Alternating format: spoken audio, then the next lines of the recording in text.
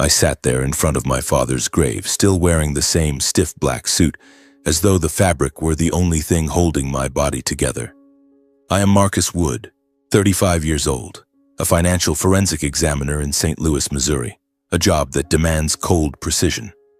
But right now, everything inside me was nothing but a vast, echoing void. My father, Alan Wood, had died suddenly of a heart attack, and the grief hit like a silent tidal wave, sweeping away every defense and leaving me gasping in emptiness. The cemetery stretched wide and cold around me, rows of stone markers standing like sentinels. Everyone else had already left the funeral. I was the last one alone with the chill wind and the rustle of dead leaves that sounded almost like whispers from the grave. My body felt drained, hollowed out. I'd cried every tear I had during the service, and now only numbness remained. The pain hadn't even begun to settle into memory when my phone vibrated in my pocket. An unknown number. A man's voice came through, urgent and trembling, as if he were fighting to keep fear from spilling over. "Hello, Mr. Marcus. This is Victor Haynes, your father Alan Wood's personal attorney. You need to come to my office immediately, as soon as you possibly can. Come alone and do not tell anyone. Your life may be in danger."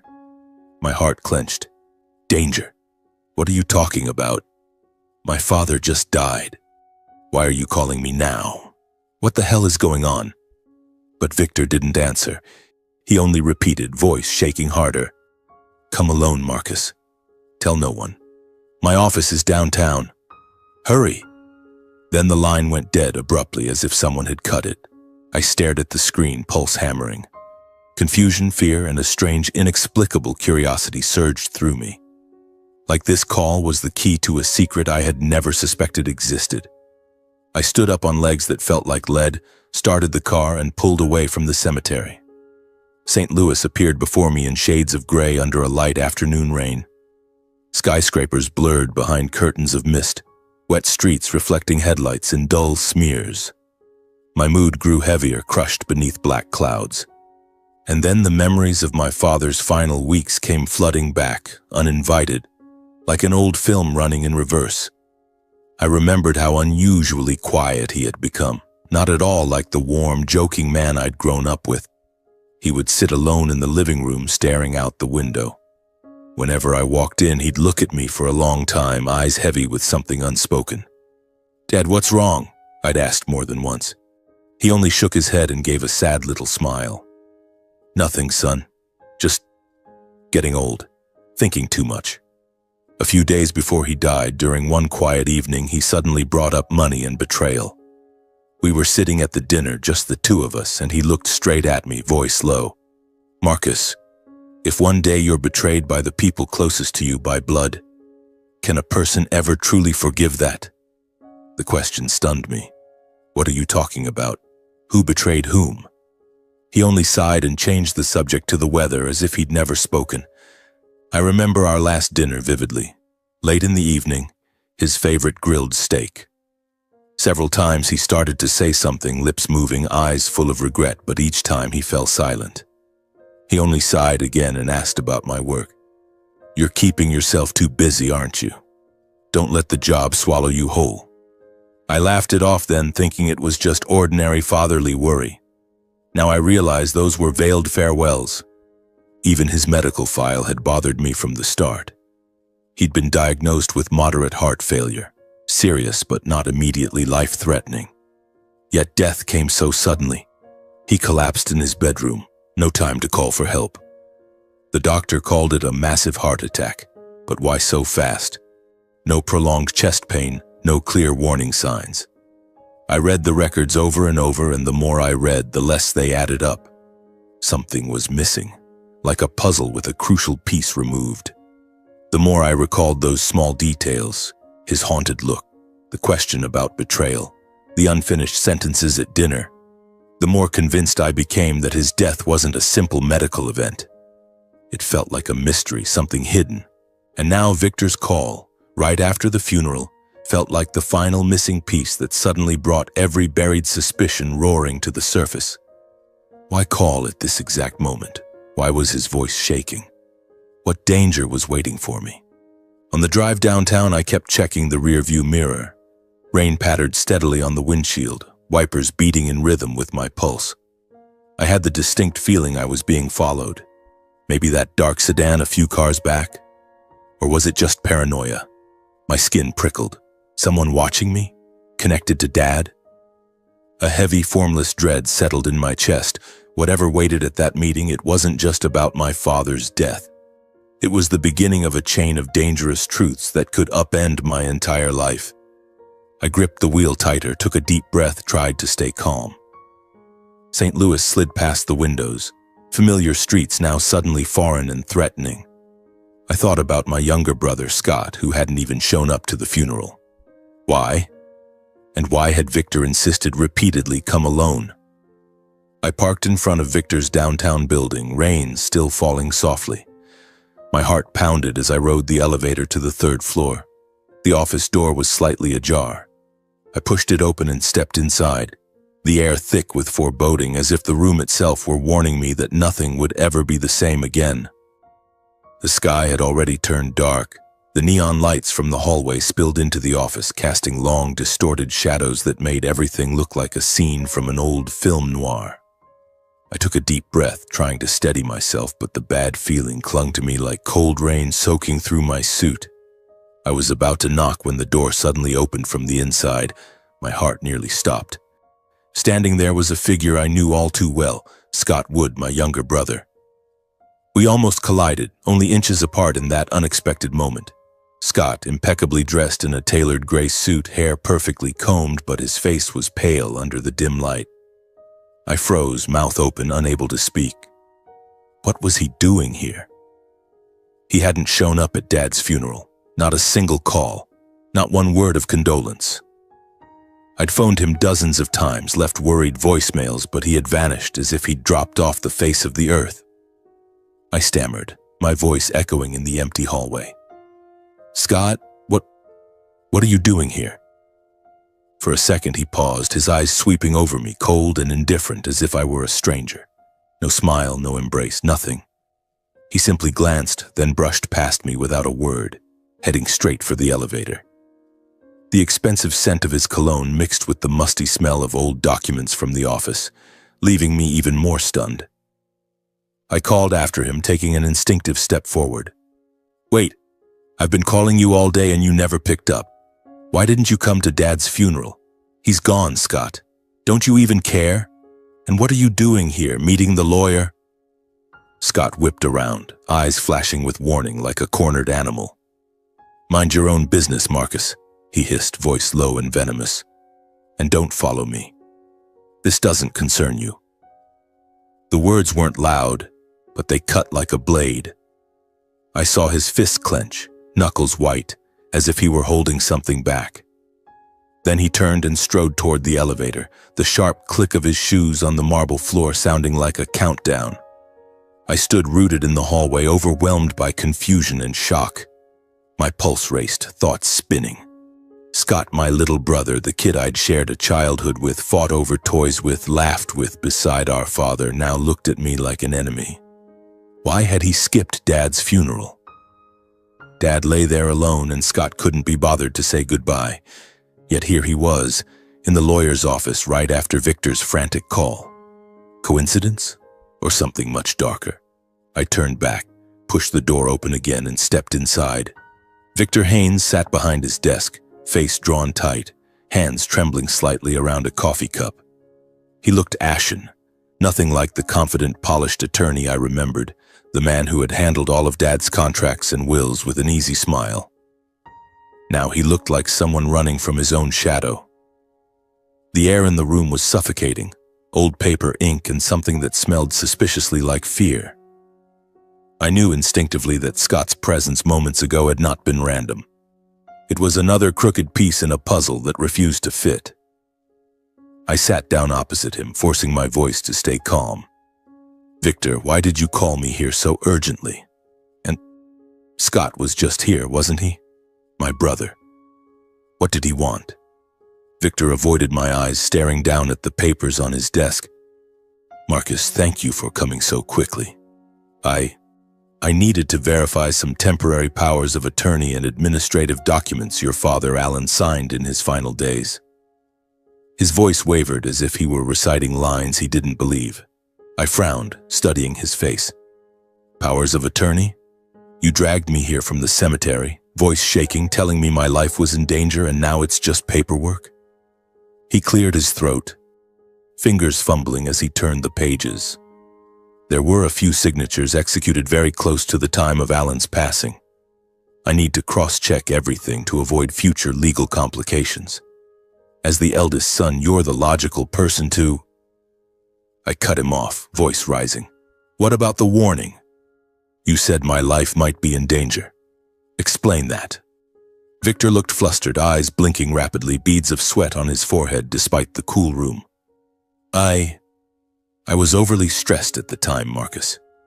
I exaggerated. It's just that after a death like Alan's, with an estate involved, sometimes heirs face disputes.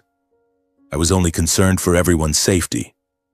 The evasive answer, the shaking hands, the refusal to meet my gaze, everything screamed that he was hiding something.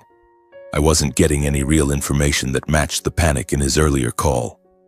No will, no secret, just routine paperwork. Who did he think he was fooling? Finally, I stood, gave him a cold goodbye, and left the office.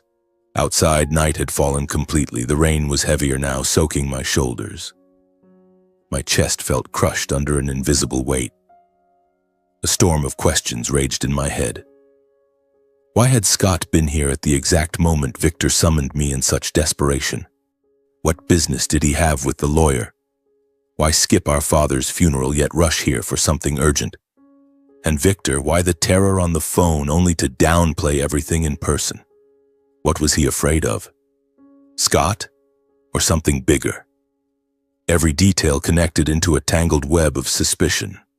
My father's sudden death, the strange behavior of everyone around me, all of it pointed straight to Scott, my own brother, the person who used to be part of my blood and bones, now at the dark center of this nightmare. In the days following the meeting at the lawyer's office, I tried to slip back into my normal routine, pretending nothing had happened. Wake up early, brew strong black coffee, put on a crisp suit, drive downtown to the financial forensics firm in St. Louis. Same job as always, reviewing ledgers, dissecting reports, meeting clients greeted with a practiced professional smile. But inside my head, the scattered pieces kept gnawing relentlessly, like worms burrowing through my brain. Scott's icy stare in that dark hallway, Victor's terrified face and trembling hands, the frantic phone call from the cemetery warning that my life was in danger.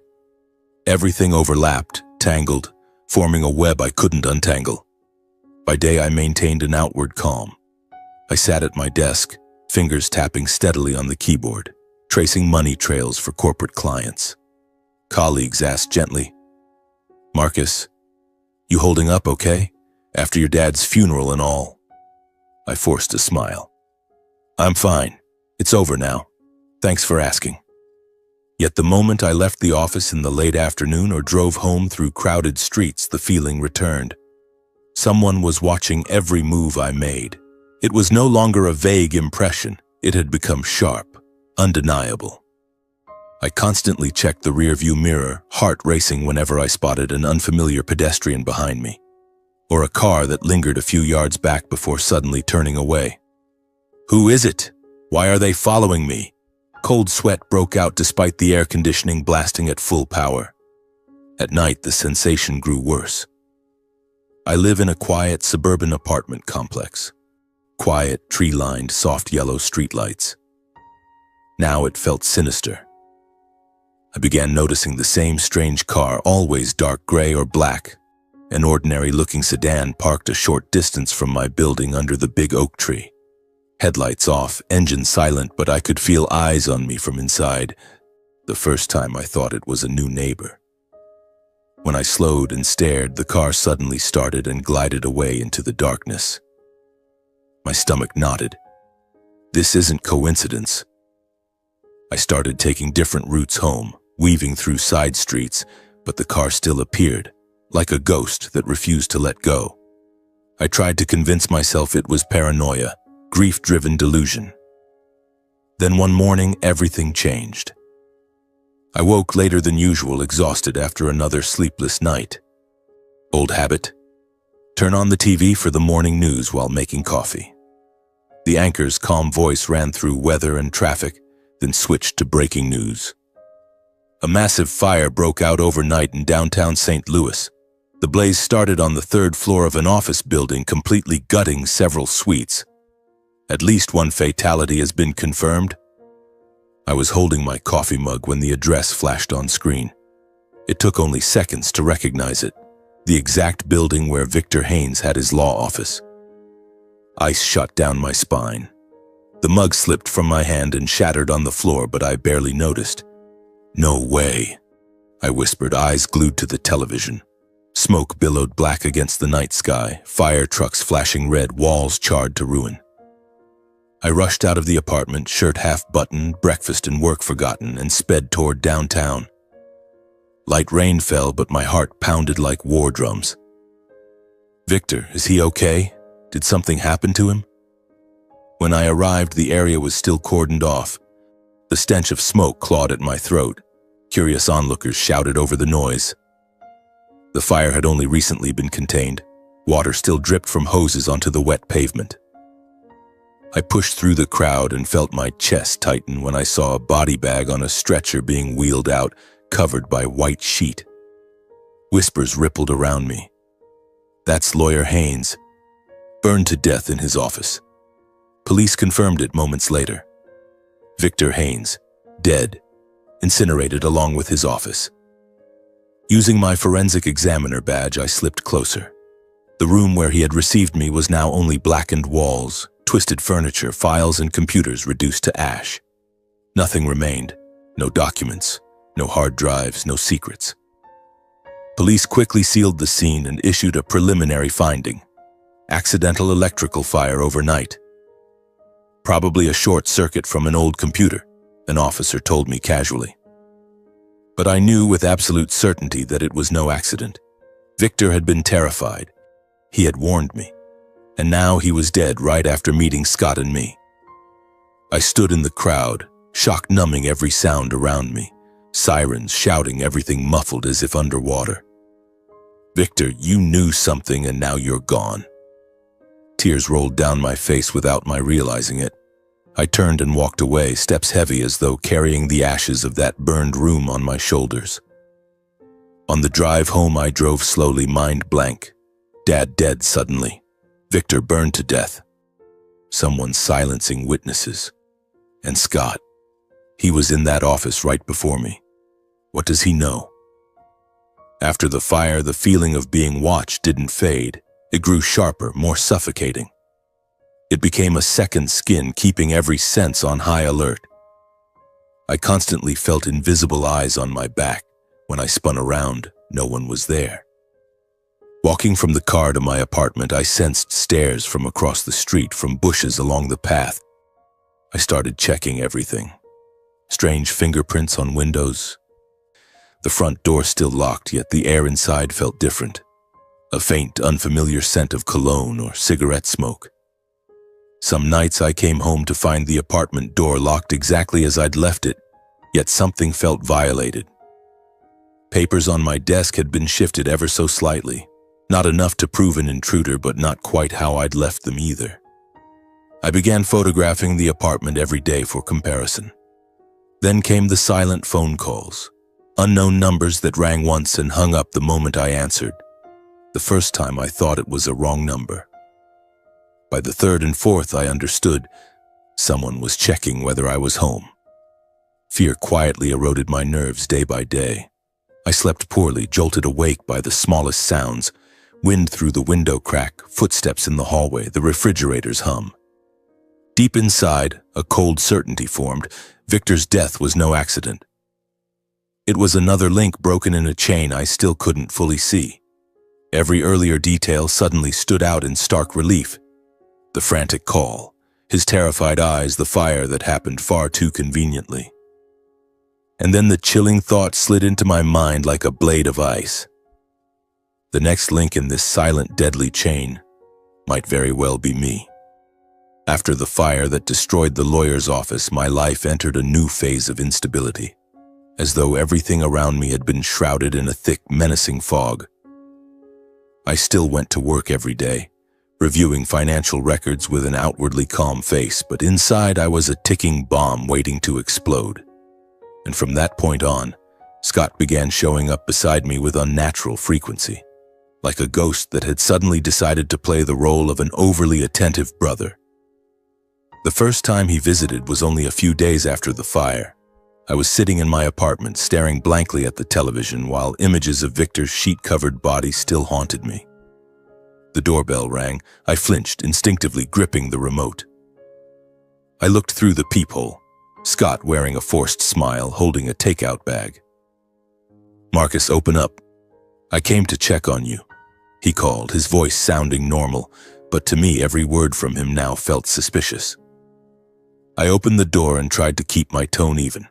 "Scott, what are you doing here?" He stepped inside, set the bag on the kitchen counter.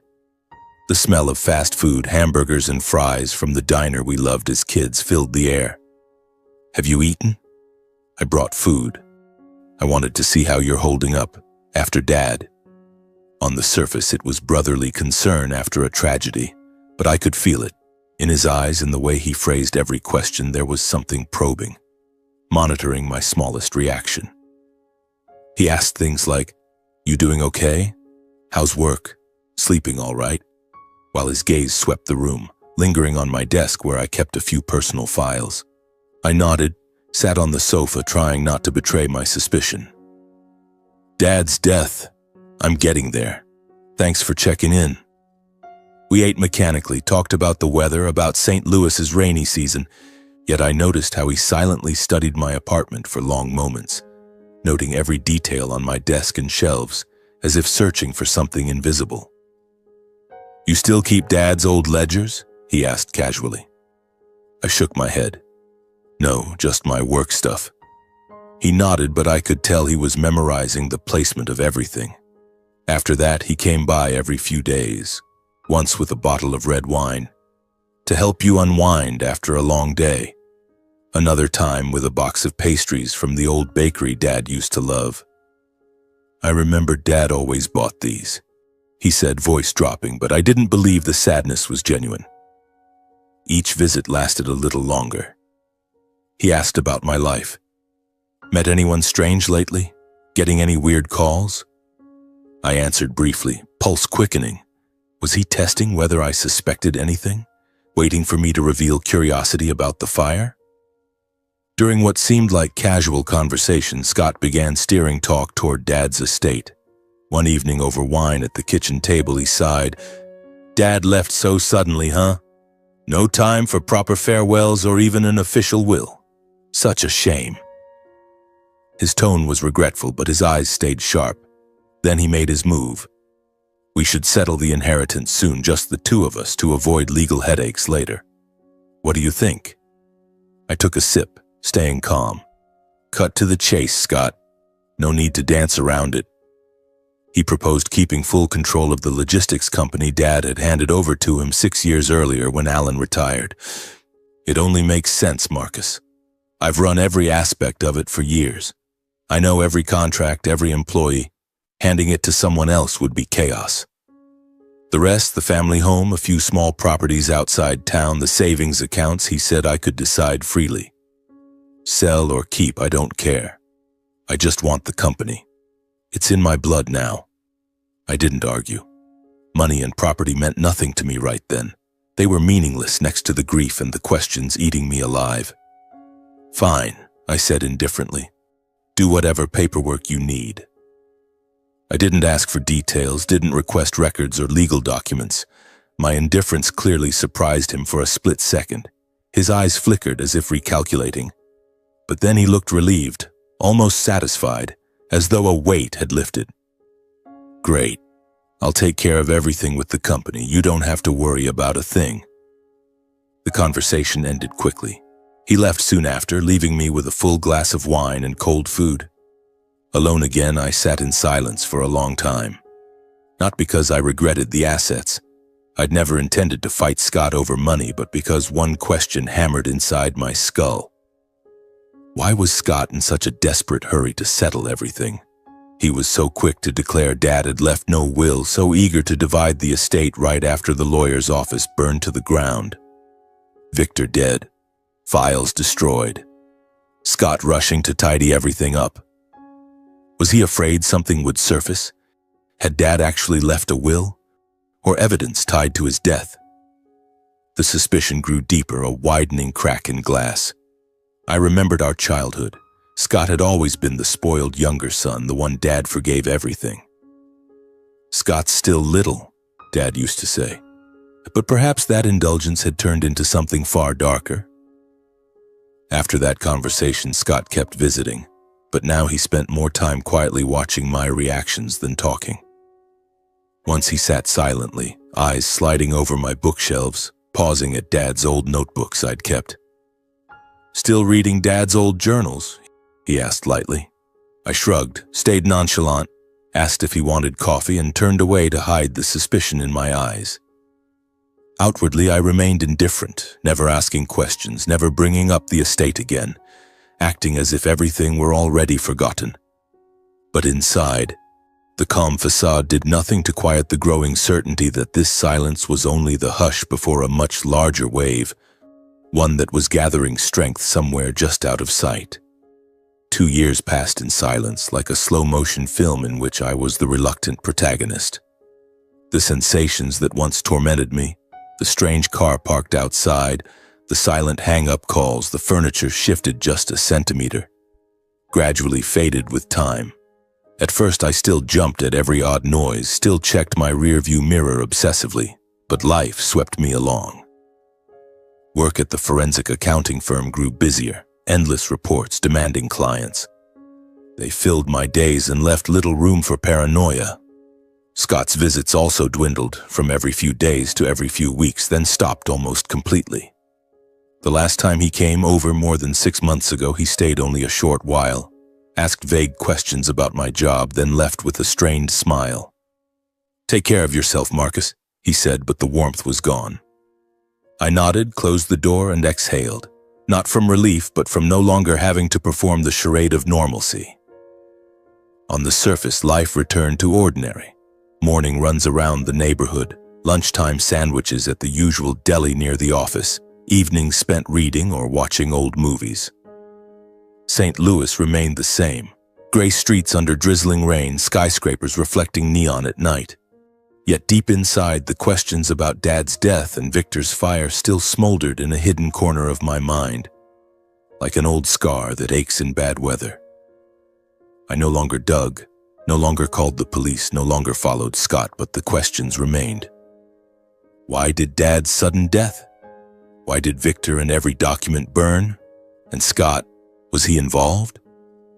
I pushed them down, but they resurfaced on sleepless nights when I lay staring at the ceiling, listening to rain tapping the window. Then one day, in the middle of a mountain of financial reports at the office, my phone vibrated. An international number. I answered professionally. Marcus Wood speaking. A brief silence, then a low, weary woman's voice. "Marcus, it's Mom." My heart clenched. Paula Wood, my mother, had divorced Dad when I was 23 and moved to France with her new husband. We exchanged only a few polite emails a year, nothing deep. Her voice sounded exhausted, as if it had crossed the entire Atlantic carrying its own weight. "Why are you calling, Mom? Are you all right? You sound tired." She sighed softly. "I'm in the States, Marcus. I flew in yesterday. We need to meet as soon as possible. There's something very important I can only tell you in person." I straightened in my chair, gripping the phone. "What is it? Is something wrong?" A pause. "Not over the phone. There's a little cafe near the Central Park today at 3 p.m. And come alone. Don't tell Scott." Those words froze me. Come alone. Don't tell Scott. Exactly like Victor's panicked call from the cemetery 2 years ago. "Mom, why? Scott's your son, too." "Just come alone, Marcus. I'll be waiting." The call ended, leaving a storm of questions swirling in my head. I glanced at the clock. 2 hours left. Work lay unfinished, but I couldn't focus. I made an excuse about a family emergency, left the office early, and drove through St. Louis' crowded streets. We met in a quiet corner cafe, the air thick with the smell of roasted coffee and soft jazz. I spotted her at a back table, hands wrapped around a cup of tea. Paula looked much older than I remembered, hair threaded with silver, face lined, eyes carrying years of fatigue and guilt. I called softly, sat across from her.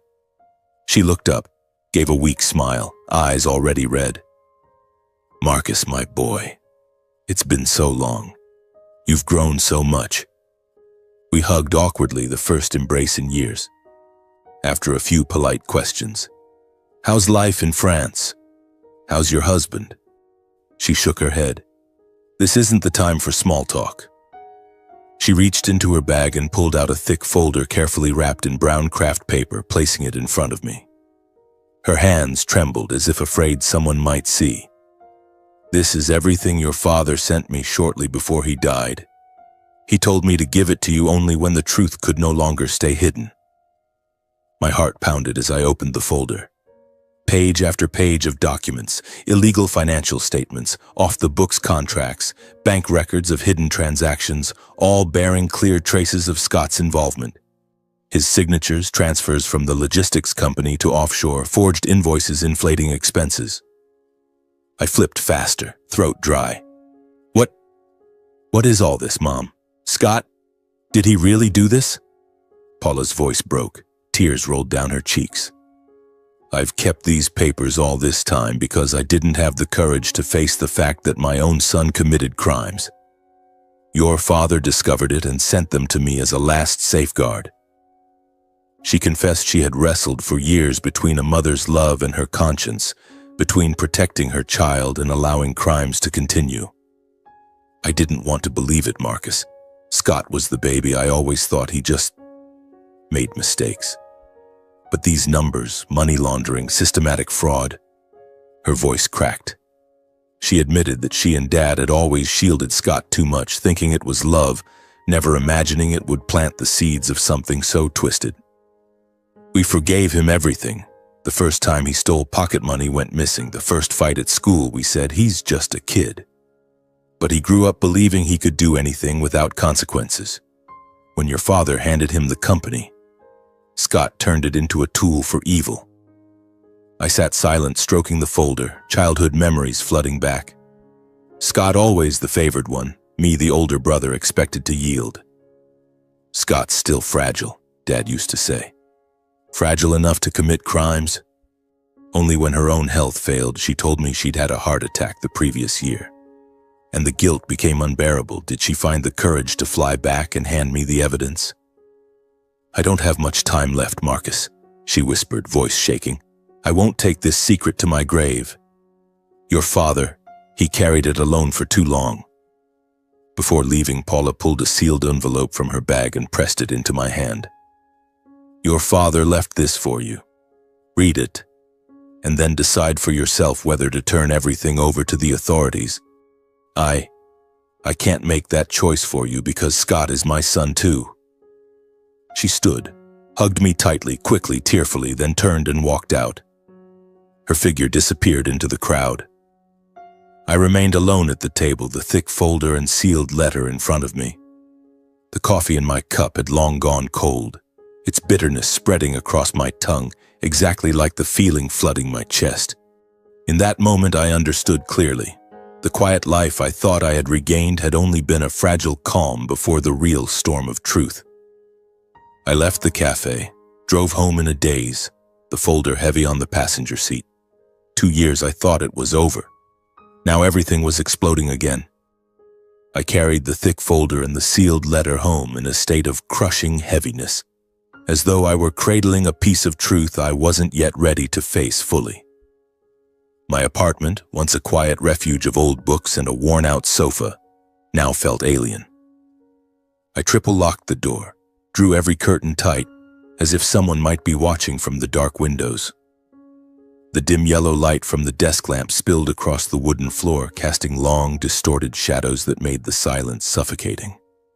I placed the folder on the kitchen table and stared at it for a long time, heart pounding. The sealed envelope lay on top. I told myself to open it, but my hands hesitated, afraid that tearing it would unleash a monster. Finally, after sitting motionless for what felt like hours, I took a deep breath, ripped the envelope, and began to read.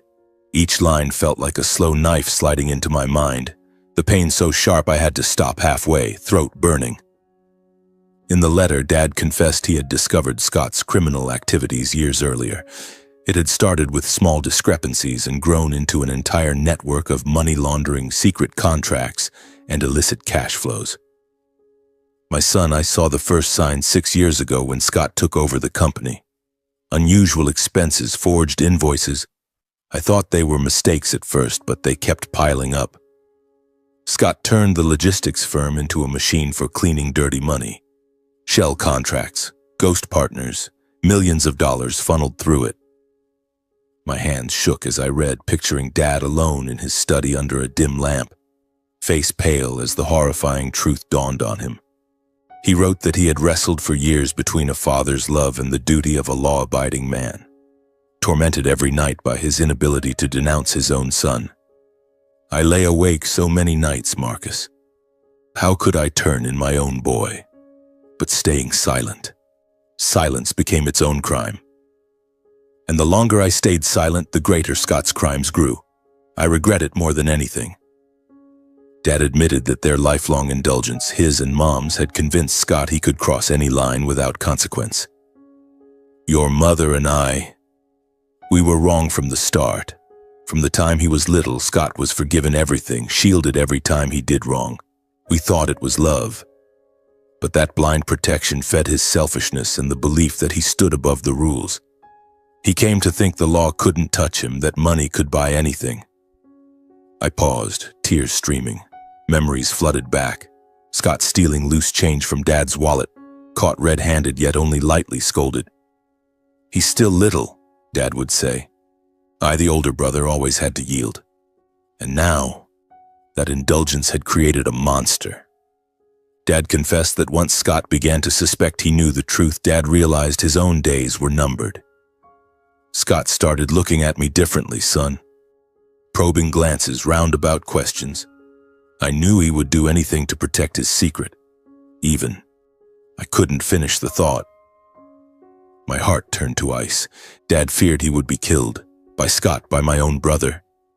That was why Alan had secretly copied every piece of evidence and sent it to the two people he trusted most. Mom and Victor. As insurance that the truth would survive if anything happened to him.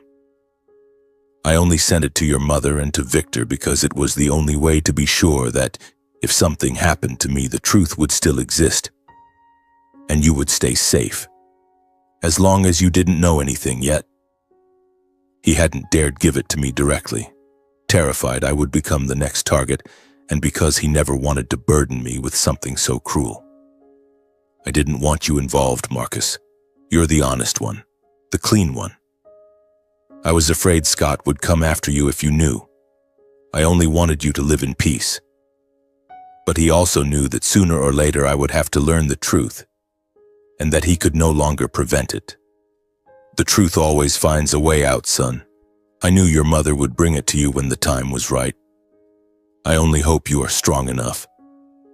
He wrote that he had always been proud of me, of my integrity, my choice to live cleanly, so different from the path Scott had taken. You are my pride, Marcus. You chose forensic accounting and kept your honor. Scott, he chose darkness. I'm proud of you, but I ache because I couldn't save your brother. That was why he apologized for leaving me with an impossible choice. Stay silent and preserve what little remained of the family, or speak the truth and face the dangers he himself had lacked the courage to confront. I'm sorry for putting you at this crossroads. Silence means keeping the family together, but your conscience will suffer. Speaking out means justice, but danger. I wasn't brave enough to choose, so I leave the decision to you. He didn't demand that I punish Scott for him or defend his own honor. He only asked that I live true to my own conscience, no matter how painful. Don't do it for me. Do it for yourself, for what you believe is right. No matter how much it hurts, stay true to who you are. In the final lines, he repeatedly urged me to put my own safety first, because he had lost the power to protect me the moment he realized Scott was capable of anything to hide his crimes. Be careful, son. Scott, your brother, is more dangerous than I ever imagined. Protect yourself first. The letter ended with a late, heartbroken apology from a father who had failed to save one son and had now thrust the other into hell. I'm sorry, Marcus. I failed with Scott, and now I'm dragging you into the abyss. I love you. I folded the letter, sat motionless for a long time, throat choked, chest crushed by pain and rage intertwined. Tears fell onto the paper, blurring the ink. For the first time, I fully understood the loneliness and helplessness Dad had endured in his final years. Alone with the secret torn inside, fearing for his life, yet still trying to shield me. The evidence in the folder, combined with the letter, left no doubt. Scott had been committing systematic, large-scale crimes for years. Millions laundered through the company, fake contracts, ghost partners that existed only on paper, all under his direction. I leafed through the pages again, reading carefully, heart slicing open with every line. And in that same moment, a cold, clear thought crystallized. Scott was very likely the one who killed Dad, and who arranged the fire that took Victor's life. Dad's death had been too sudden, too inconsistent with his medical records. Victor's office burned just when he held the evidence, and the official cause was listed as an electrical fault. Everything had fallen too perfectly for someone desperate to silence witnesses. Scott had met Victor right before me. Then Victor died. Then Scott rushed to settle the estate. All the pieces snapped together. The realization hit me like being dragged out of the world I thought was family and into a nightmare. I stood, staggered around the room, clutching my chest. Childhood memories shattered. Scott grinning on his birthday, Dad hugging us both. Now, a criminal, a murderer. In the dark, silent apartment for the first time in 2 years, I was no longer merely the suspicious brother. I had become the man holding proof that could destroy everything. After reading Dad's letter and facing the full truth inside that folder, I spent many nearly sleepless nights torn between family loyalty, conscience, and the duty of a citizen before the law. I lay in bed, eyes wide open, staring at the ceiling while my mind spun with endless questions. Scott is my own brother, I told myself, picturing him in handcuffs, dragged off to prison. But then Dad's image appeared, alone in his final years, carrying that crushing secret, dying in pain and fear. If I stay silent, how am I any different from him? From Mom, who spoiled Scott until she became an accomplice to his crimes. My conscience gnawed at me every second, like a blade twisting deeper. I thought of Victor, burned alive, his files reduced to ash. If I hesitated, this folder could disappear too, and justice would be buried forever. On those nights, I would get up, pace the room, pick up the letter, and read it again, tears streaming. Dad, why did you leave this burden to me? I whispered, voice breaking in the darkness. Finally, after weeks of torment and sleeplessness, I understood that silence was no longer an option. If I kept hesitating, Scott might find and destroy the evidence. I could not let that happen again. One early morning, as the first sunlight slipped through the curtains, I decided to change everything before it was too late. I sat at the computer and backed up every document, scanned every page, copied everything onto encrypted USB drives, uploaded it all to a secure cloud with complex passwords. My hands shook as I sealed the original papers inside a lockbox.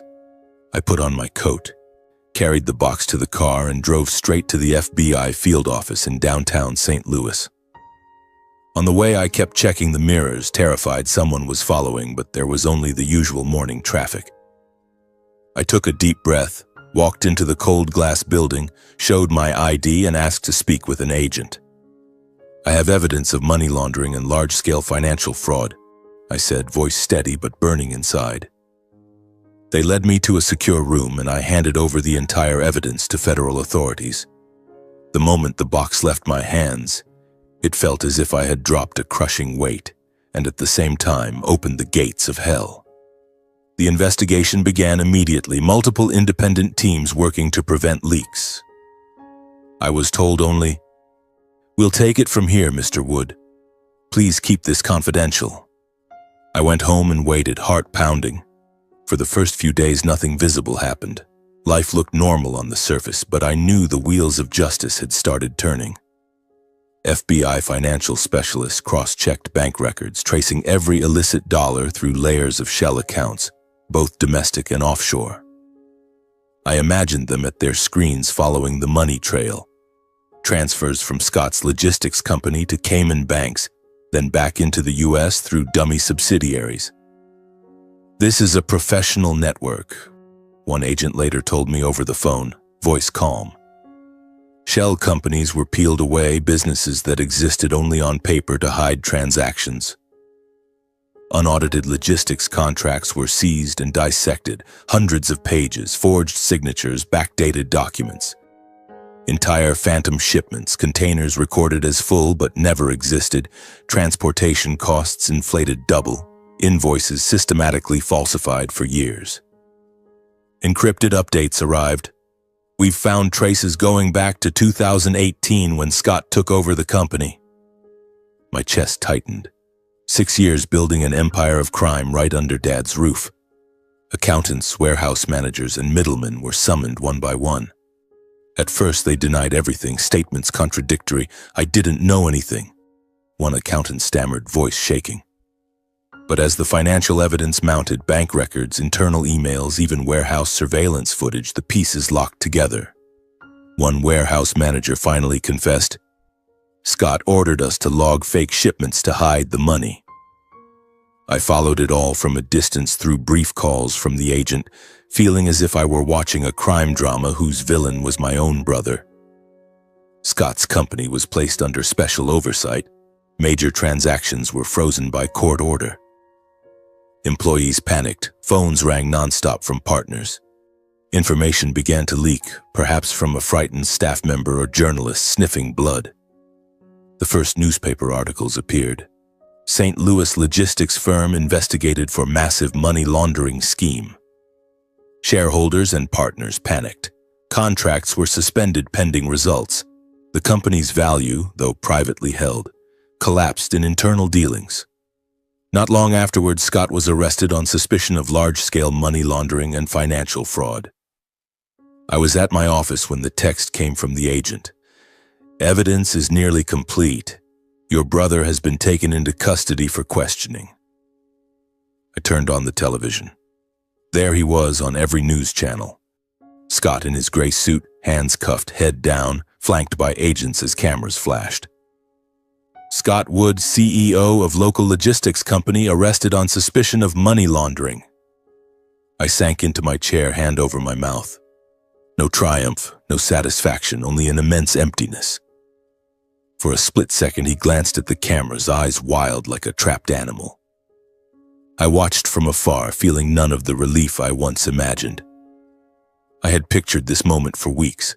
Scott arrested, justice served, and I would finally breathe. But there was no release. Justice wasn't a burst of victory, it was a slow, cold, unstoppable machine. I sat alone in my apartment, news looping on the screen, thinking of Dad. Justice is merciless, like a millstone that grinds everything to dust. I understood that from this point forward, nothing belonged to our family anymore.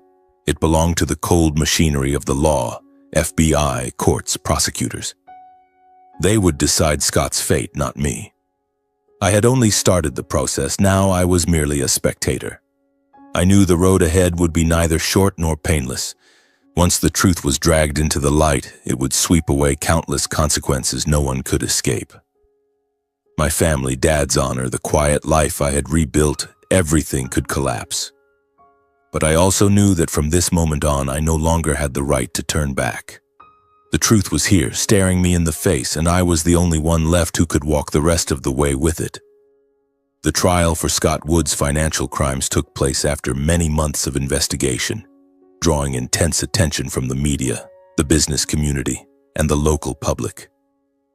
The federal courthouse in downtown St. Louis became the center of the storm. Television vans lined the street, reporters jostled with cameras and microphones, and suited businessmen whispered in the corridors. "Biggest money laundering case in the city this year," one headline read. I read it with a heavy heart. The courtroom was packed. Journalists, lawyers, shareholders who had lost money to the fake contracts, and everyone connected to Scott's logistics empire.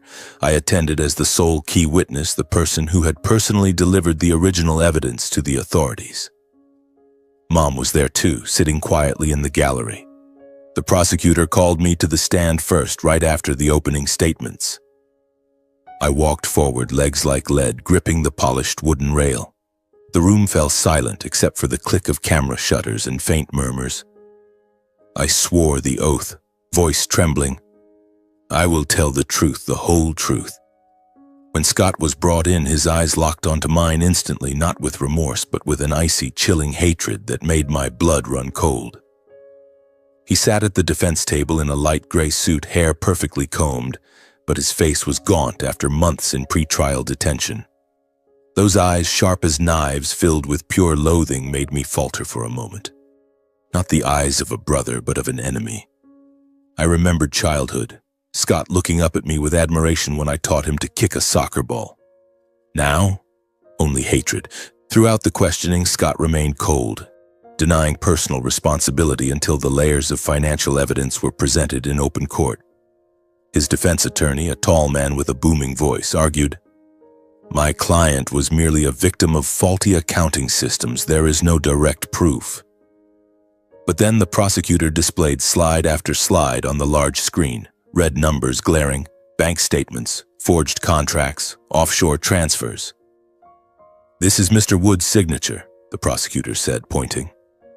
Scott sat motionless, expression unchanged, but I saw his hands clench beneath the table. Faced with irrefutable, undeniable evidence, every defense argument crumbled. Other witnesses took the stand, a former company accountant, voice shaking. "Scott ordered us to create fake invoices to hide the money." Scott showed no remorse, only stared at me with eyes overflowing with hatred, as if I were the sole cause of his downfall. Every time I testified, recounting Dad's folder and the letter, he stared, eyes boring into me like daggers. After deliberation, the jury delivered the verdict. Scott Wood was sentenced to 18 years in federal prison for organized money laundering, large-scale financial fraud, and systematic falsification of accounting records. On sentencing day, the courtroom was deathly quiet, only the sound of ragged breathing.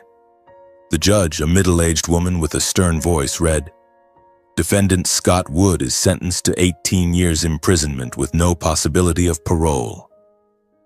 All illegally obtained assets were seized for restitution and legal processing. Luxury cars, the mansion, bank accounts, everything frozen. When the sentence was pronounced, the room buzzed. Reporters scribbled furiously. Affected shareholders clapped softly. Mom covered her mouth and wept. Scott staggered back as if drained of strength, face ashen but still showed no remorse. He stood straight, staring at the judge, head unbowed, no apology. Federal marshals approached, handcuffed him again, and led him out through the center aisle under the eyes of the public and the press. Cameras flashed nonstop. Reporters shouted, "Scott, any regrets?" He walked in silence, steps steady but eyes red-rimmed. Just before disappearing through the door, Scott turned and looked at me one last time. That gaze held no fear, only hatred compressed to its breaking point, as if to say, "This is all because of you." I stood frozen, heart aching. That was my little brother, the boy who once shared everything with me. I remained in place, watching his figure vanish behind the courtroom doors. No sense of victory, no relief as I had once imagined. I had thought that when he was sentenced, I would finally breathe freely, that justice would feel like release. But there was only a vast, cold emptiness in my chest where a family used to be. Mom hugged me. "It's over, son. You did what neither your father nor I had the courage to do. But it wasn't over. I looked around the emptying courtroom, the fading murmurs. For me, everything was only beginning. The fallout would come. Media digging, friends pulling away, Scott in prison for 18 years. Would he ever change? Or would the hatred only grow? I walked out of the courthouse into the blinding midday sun. The noise of the city rushed back as if nothing had changed, yet my private world had been altered forever. The light stung my eyes. I squinted and walked slowly along the crowded sidewalk. Cars roared, pedestrians hurried, a nearby cafe rang with laughter. But for me, the world was different now. No longer a perfect family, only broken pieces. I drove Mom home. She was silent the entire way, clutching her purse as if it were the last fragment of peace she had left. "Marcus, what are you going to do now?" she asked softly as we entered the house. I shook my head. I didn't know. The trial was over, Scott sentenced to 18 years, but the pain didn't end. It spread like an open wound that kept bleeding day after day. For weeks afterward, the media wouldn't let go. Scott's cuffed image replayed endlessly on television, public opinion buzzing. I avoided everything, turned off the phone, locked the door, but the trial haunted me. His hate-filled stare, the gavel's echo like a hammer blow. I had done the right thing, yet why did my heart feel so heavy? Mom flew back to France a few days later, hugging me tightly at the airport. "Forgive yourself, son." Forgive? I still couldn't forgive anyone, not even myself. Not long after the sentencing, I arranged a prison visit. My stomach knotted with both dread and the need to face him. My hands shook as I signed in, passed through the metal detector, told the guard in a hoarse voice, "I'm here to see inmate Scott Wood." He nodded and led me to the visitation room. Cold concrete walls, hard plastic chairs, the sharp smell of disinfectant. I sat staring at the clock ticking, heart drumming. When Scott was brought in, the orange jumpsuit made his rapid decline unmistakable. Gaunt face, unkempt beard, body thinner than before. But the eyes were unchanged, cold, razor-sharp, unbroken, like a caged predator still ready to strike. He sat on the other side of the thick glass, picked up the receiver, and stared at me. Two brothers separated by bulletproof glass, silence stretching long and heavy before either spoke. The room felt suffocating, whispers from other inmates, the loudspeaker calling names, but between us there was only silence. I searched his face for any trace of the little brother I once knew, the kid who cried when he lost a game, who grinned ear to ear when Dad praised him. Nothing remained, only a stranger filled with hatred. I spoke first, voice low and deliberate, forcing out words I had held back too long. "Scott, so was it all you? Not just the money laundering, the fraud, but Dad's death too? And Victor's?" The question fell like a stone into an abyss. I stared straight into his eyes, waiting for denial, rage, anything. Scott looked back for a long moment, then gave a dry, humorless laugh through the receiver. "Yes, big brother. It was all me. Dad and that lawyer Victor, they knew too much. I had to clean house." He admitted everything with terrifying calm, as if discussing the weather. No remorse, no tremor, just icy detachment, as though murder were simply business. I sat frozen as the worst suspicions were confirmed, my heart plunging. "You killed Dad? You're a monster." My voice broke, hands gripping the phone until my knuckles went white. The image of Dad collapsing in his bedroom, the medical file that never quite added up. Now, it was crystal clear. Scott nodded, eyes unblinking. Dad found out. He was going to turn me in. I couldn't let that happen. A simple overdose made to look like a heart attack. Same with Victor. An accidental fire. He spoke lightly, like describing a grocery run. I reeled, tears falling unnoticed. "Why? He was the man who gave you life." Scott didn't answer immediately. His gaze darkened as if digging into memory, then coldly. "Anyone who stands in my way pays the price, even the man who gave me life. Survival of the fittest, big brother." A pause. Then he added almost casually, that he had once planned to kill me too because I was the only one capable of tracing the money trails. I considered you. You're a forensic examiner. You could have uncovered it. I had you followed after Dad's funeral, waiting for a slip. He gave that thin smile. Those strange cars, the silent calls, that was me. One wrong move and you'd have been next. Ice flooded my veins. My own brother had stalked me, ready to murder me. But you didn't care, he continued, voice tinged with regret. You stayed indifferent, uninterested in the estate, the company. I thought you were harmless. That was the biggest mistake of my life. My very apathy had convinced him I was no threat, and that apathy was why he was now paying the price. I looked at him for a long time, no longer as a brother but as a stranger stripped bare. I spoke slowly, calmly, painfully. Mom and Dad were wrong, Scott. They shielded you too much, forgave too easily, cleaned up every mess you made. They thought it was love, but that blind protection taught you that you stood above everything, that money could erase any sin, that a human life was just another obstacle to remove. Then quietly, like a final blade to whatever conscience might remain. Remember this clearly, Scott.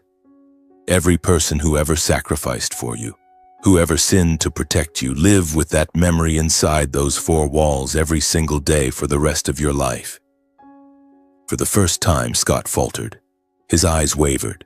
The hatred flickered, as if something had struck him. He opened his mouth, said nothing, and then a single tear slid down his hardened face, quick but unmistakable. That brief moment. Was it remorse? Or just a flash of weakness? He said no more. The guard signaled time. Scott stood, turned away, and was led back through the heavy iron door, the lock clanging shut like the lid of a coffin.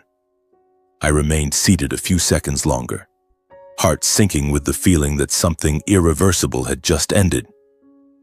The room's oppressive air, the loudspeaker calling other names, everything faded. When I walked out of the prison, there was no burning hatred, no relief, only the cold sorrow of a family shattered beyond repair. The late afternoon sun cast long shadows across the concrete yard. The wind carried the stale smell of confinement. And so the prison visit ended in pain that reached the marrow.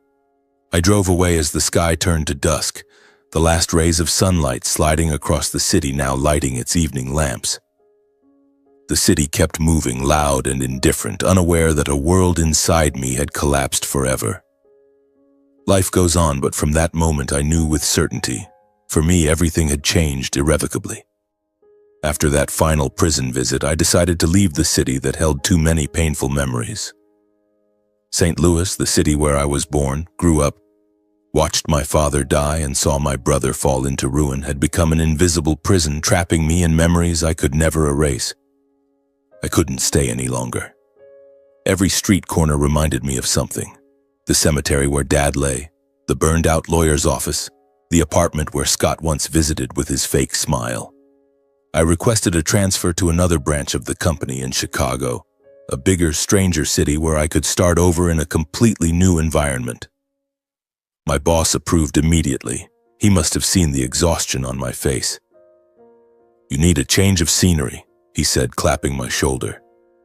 I nodded, feeling a slight relief but also anxiety. Leaving meant abandoning everything. The few friends I had, familiar routines, and Dad's grave.